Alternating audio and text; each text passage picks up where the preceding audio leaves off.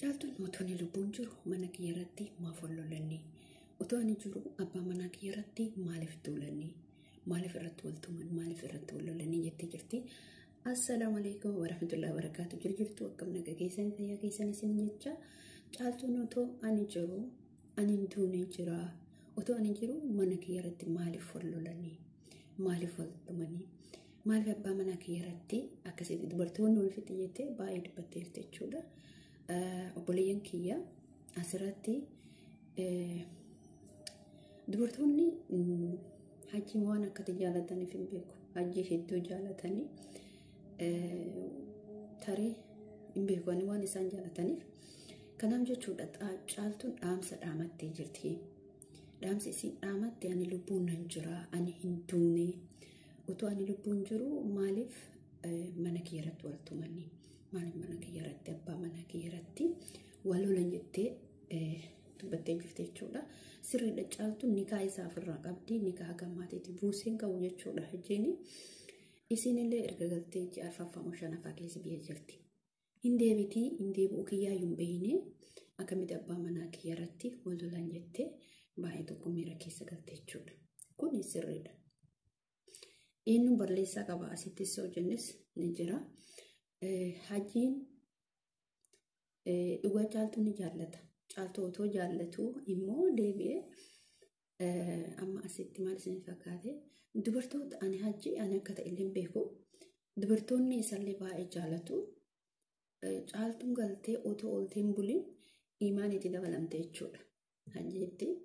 Hajjiin tarii hirkifannaa yeroo barbaada malee dubartoota kana wajjin hanga dhumaa jiraachuu barbaadan natti fakkaanne. Maaliif gaafa faayoon burcuqqoo caaltuu cabsite irratti baay'ee tokko miira keessa seenii baay'ee aare jechuudha hajjiin. Kanaaf obboleeyyan kiyya caaltuun isin iyyattee jirti.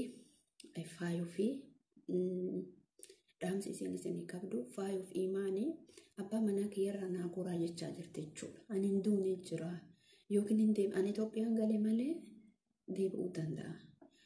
Garuu caaltuun nama paaspoortii qabudha. Nama karaa seeratiin deemee seeratiin galanne fakkaata. Akkasuma sirriidha. Kanaaf caaltuun deebi'uu dandeetti. Gaafa raayil kadhattee maal jettee hin deebi'u jettee murteessite. Hojii hajjiitiif malee hajji jibbaan qabdu caaltuun ammas jaalala qabdiif ammas kabaja qabdiif jechuudha. Hajjiidhaaf hedduu qabdi. Kanaaf obboleen kee warroonni hajjiin ammallee otoo xiqqoo ishee faayuudhaan wallolee kan biraan dhufuu dandeetti. Qophooftee jirti maaliif hammuma inni faayuu wal dhabuu dandeetti. Caaltuun nama miskiinaa. Caaltuu irraa goraa fi hajjirraa goraa fi hajjiin mucattii kanatti deebi'uu fedhii qaba. Otoon barbaanne ta'e qaataa ishee buusa jechuudha. Nigaa ishee buusa. Garuu hajjiin immoo nama baay'ee jaalatu. Isin argitanii jirtan jechuudha. Viidiyoo dhiyoo gadhiisan irratti. Faayoon immoo maal hajji jaalattee itti deemte. Kaleessa caaltuun deemtee lamaffaa imaan deemtee faayoon maaliif hajjitti dabalamte?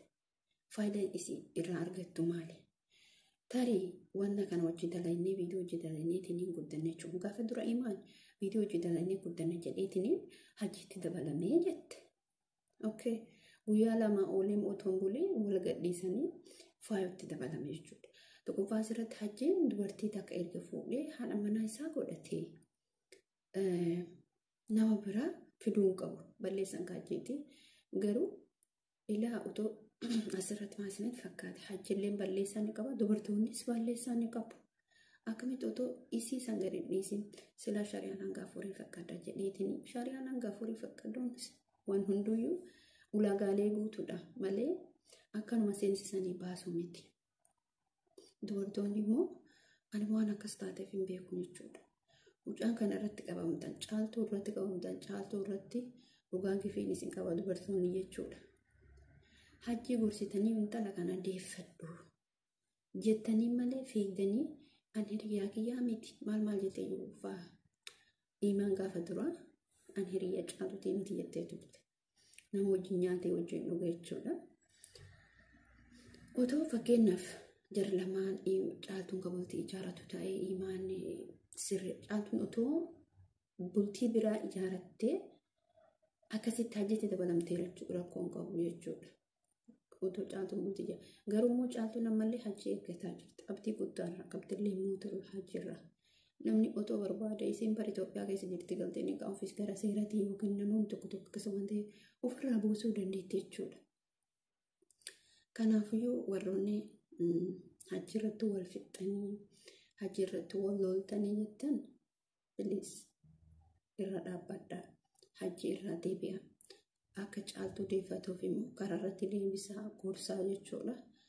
Maaliif mucattiin kun afaaniin jetti malee ammallee taanaan garaan hajjima bira jirti jechuudha. Garaan hajjima bira jirti. Waa'ee isillee dubbattee akka onlaayinii irraa baddillee dubbattee jirti. Caaltuu irraa hajji irraa gadi bu'aa fi caaltuun immoo akka deebituuf abdii isinirraa qabna. Du'aa godhaa fi caaltuun hajji akka deebitu dhugaa waan antu jara lama walitti deebi'anii baay'ee natti tola jechuudha. Maaliif namni tokko gargas ba'us hin jiraa miti walitti deebi'uun illee ni jira.